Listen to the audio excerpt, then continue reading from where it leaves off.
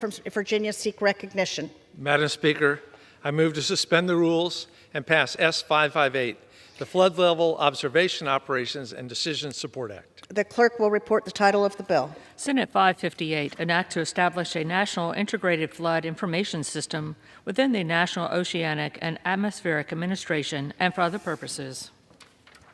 Pursuant to the rule, the gentleman from Virginia, Mr. Beyer, and the gentlewoman from Oklahoma, Ms. Bice, each will control 20 minutes. The chair recognizes the gentleman from Virginia. Thank you, Madam Speaker. Madam Speaker, I ask unanimous consent that all members may have 5 legislative days to revise and extend their remarks and to include extraneous material on S558, the bill now under consideration. Without objection. Madam Speaker, The gentleman is recognized. I yield myself such time as I may consume. And Madam Speaker, I rise in support of S558, the Flood Level Observation, Operations, and Decision Support Act, or FLOODS Act. Flooding is the most common weather-related natural disaster in the United States. It affects every state in the nation, with 99% of U.S. counties having experienced a flooding event in the last 25 years. Unfortunately, climate change is predicted to increase the frequency and the severity of extreme weather events and sea level rise, which in turn will increase flooding in the future. This bill would establish a national integrated flood information system to coordinate and integrate flood research at the National Oceanic and Atmospheric Administration, or NOAA.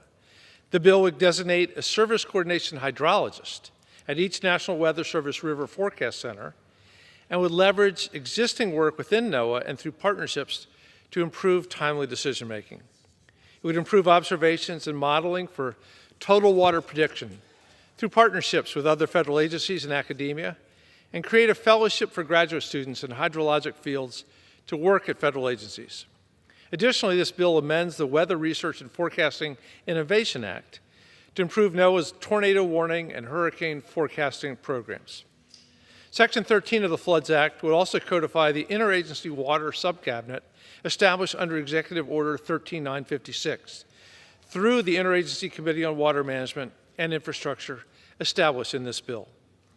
This existing interagency body plays a key role in ensuring federal agencies can efficiently and effectively manage water resources in America.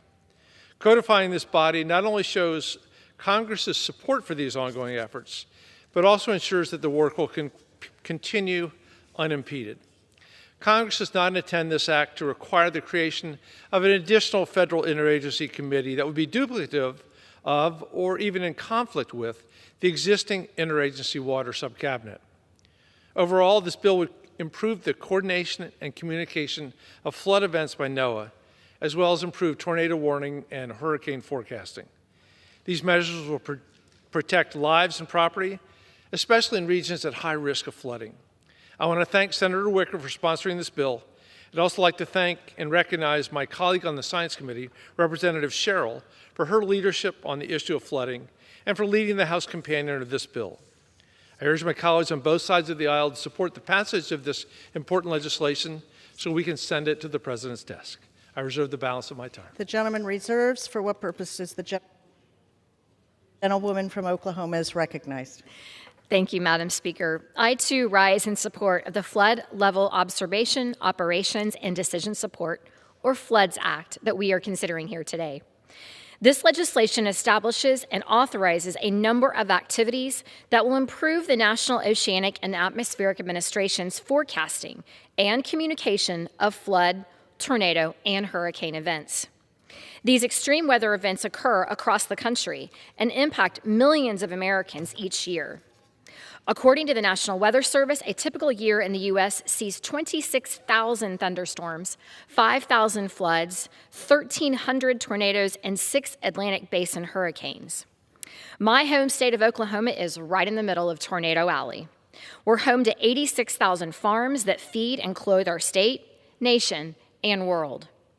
Entire families' livelihoods depend on weather patterns, so it is especially important that severe weather and excessive flooding is accurately predicted and quickly communicated. One of the most important factors in any farmer's operation is precipitation.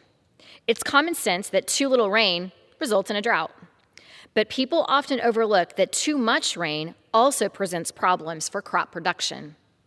precisely predicting extreme precipitation that can cause flooding, whether it's over the course of an entire season or from a single extreme weather event, helps farmers determine what crops to plant, where they're planted, and when to harvest. But Oklahoma isn't the only state subject to the dangers of flooding. Coastal states face different challenges and have different factors that can drive their precipitation. The variability in weather across our country means there are no one-size-fits-all solutions. A mix of federal and local services is ideal. That leads to many bodies seeking different data. S558 establishes a National Integrated Flood Information System, purposefully modeled after the National Integrated Drought Information System, to coordinate and integrate flood research at NOAA. It also establishes partnerships with institutions of higher education and federal agencies to improve total water predictions, and establishes an interagency committee to ensure coordination of federal departments with joint or overlapping responsibilities in water management. In one of the first Science Committee hearings this Congress, we discussed this bill along with the idea of a federal climate service. I'm pleased to see that in the bill before us today, my colleagues heeded my caution against increasing federal bureaucracy by establishing new services. Instead, this legislation focuses on what we know works, enabling our established agencies to collect and acquire the data they need to be successful. I want to thank my colleagues who worked across the aisle to ensure this bill reached bipartisan, bicameral consensus, and I urge the passage of this bill. Madam Speaker, I reserve the balance of my time. The gentlewoman reserves. The gentleman is recognized. Madam Speaker, once again, I have no more speakers on this bill, and I'm prepared to close. The gentlewoman is recognized. Thank you, Madam Speaker. The Floods Act will be yet another arrow in the quiver when it comes to increasing knowledge that will help us adapt to changes in the environment. The National Integrated Flood Information System and an interagency committee created by this legislation are critical to that effort, but that is just the beginning. The legislation also sets the stage for weather prediction innovation through things like the National Weather Service Hydraulic Research Fellowship Program and a directive to make flood-related data available to the public. My colleagues and I on the Science Committee had hoped this legislation would also be accompanied by a House-produced bill called the Precip Act that focuses more directly on precipitation data improvements. But under good faith negotiations, we will pass the Floods Act today and see the Precip Act move through another vehicle by the end of Congress. I urge my colleagues in this chamber and across the Capitol continue to work with us to see this plan through. Madam Speaker, I yield back the balance of my time. The gentlewoman yields. The gentleman is recognized. Thank you, Madam Speaker. I would again like to thank my friend from Oklahoma for presenting this with me. I wish we could do everything this way, but it's a very nice thing. And Madam Speaker, as you know, I am privileged to represent one of the most environmentally friendly districts in the country, right across the river. We never get 6 feet of snow. Can't remember a drought. Get the occasional vestiges of a hurricane and a tornado once every 10 years that rips up somebody's garage. But it floods all the time. And not only does it flood on the river, it floods 2 miles up the river as all the storm sewer stuff backs up. Storm sewers built in the 1930s or the 1910s that can't handle the rain that we have right now. When they reintroduced earmarks, we discovered with 1,000 nonprofits, it was difficult to pick a nonprofit for 10 earmarks. So we went to our local governments. Alexandria Falls Church, Arlington said, what do you need? Every one of them asked for flood relief. And so this is one of those rare instances where an environmental bill has a huge impact even on my own district.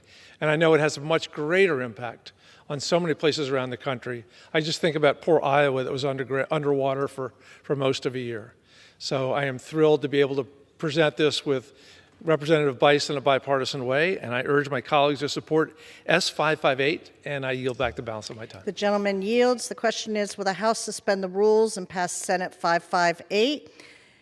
For what purpose does those in favor say aye? Aye. Those opposed say no.